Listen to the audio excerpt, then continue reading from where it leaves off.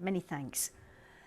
President Trump has been keen to show his support for Britain leaving the European Union. His former strategist, Steve Bannon, is also watching politics here in the UK very closely.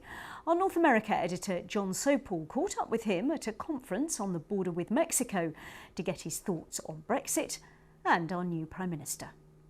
When Theresa May and the team came over early in the administration, they looked at Brexit as an obstacle to be overcome, not an opportunity to be grabbed. You could tell it, I think, right away. If you look at 16, Brexit and the Trump election are inextricably linked.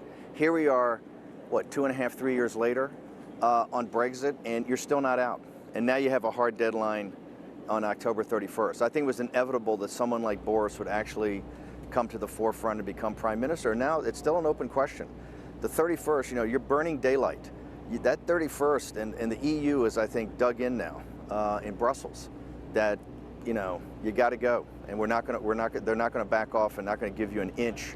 The British people have not seen, I think, even the beginning of the turmoil. I think the beginning of the turmoil is about to start.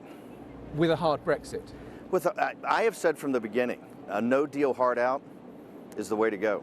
But does the civil servants, the bureaucracy in London prepared to do that? I don't think so. So you're going to see, my belief, you ain't seen nothing yet. You're about to go in now to what we call in football the red zone. You're about to go into where it's really going to be tough, choppy, and true leadership's going to come to the forefront. And how much are you still in touch with Boris Johnson about all this? Not much. He's Prime Minister. He's doing his thing. I stay in touch with Nigel quite a bit. Nigel was just over here last week. Nigel Farage. Nigel Farage. I think, look, Boris has done obviously a terrific job in running for the head of the Tory party and this Conservative. I think he laid out a case, but it's now you got to deliver. I think everybody in the United Kingdom, all the voters, even people that are Remain people, are saying that October 31st is a hard date, and we'll have to see what happens. I got to tell you, if you're not out, I think it really fundamentally changes British politics. The European parliamentary elections, you could see that,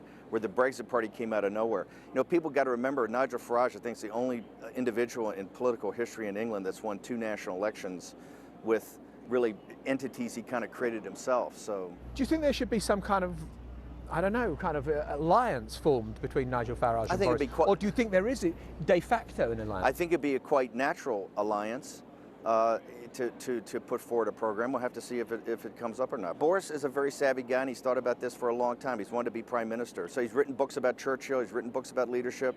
I just want to put to you, just to clear something up for me, that after he resigned from the cabinet over Theresa May's deal, you said I've been talking to him all weekend about this speech. We'll just go with what Boris says.